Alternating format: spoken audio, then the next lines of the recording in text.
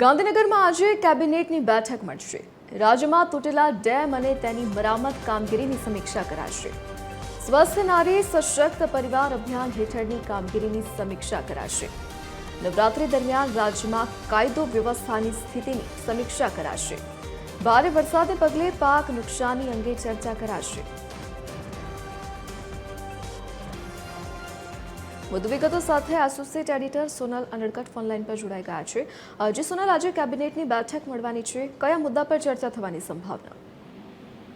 જી, આજે વધુ એક વખત કેબિનેટની બેઠક મળવા જઈ રહી છે। મહત્વપૂર્ણ છે કે વરસાદના કારણે રાજ્યમાં રોડ રસ્તાની જે તૂટેલી પરિસ્થિતિ છે તેના સંદર્ભમાં અગાઉ પણ મુખ્યમંત્રી પોતે મહાનગરપાલિકાઓને તાકીદ કરી ચૂક્યા છે કે કોન્ટ્રાક્ટરો સામે પગલાં લો અને તાત્કાલિક સમારકામ કરો।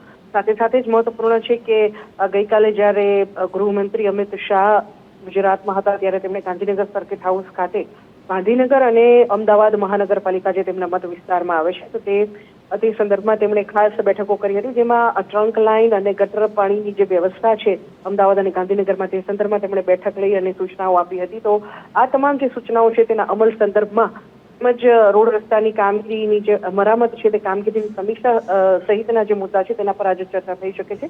આ ઉપરાંત સ્વસ્થ નારી સશક્ત પરિવાર અભિયાન આરોગ્ય વિભાગ તરફથી ચાલી રહ્યું છે। વડાપ્રધાન નરેન્દ્ર મોદીના જન્મદિવસ અંતર્ગત આ અભિયાન ચાલી રહ્યું છે, તો તે અંતર્ગત કયા પ્રકારની કામગીરી થઈ, કેટલા લોકોએ લાભ લીધો, આ તમામ બાબતોની સમીક્ષા થઈ શકે છે।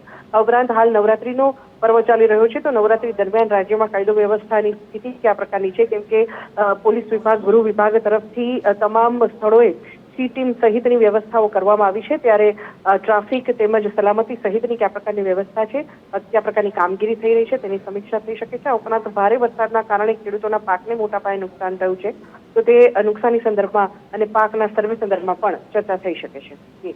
જી સોનલ, વિગત બદલ આપનો આભાર।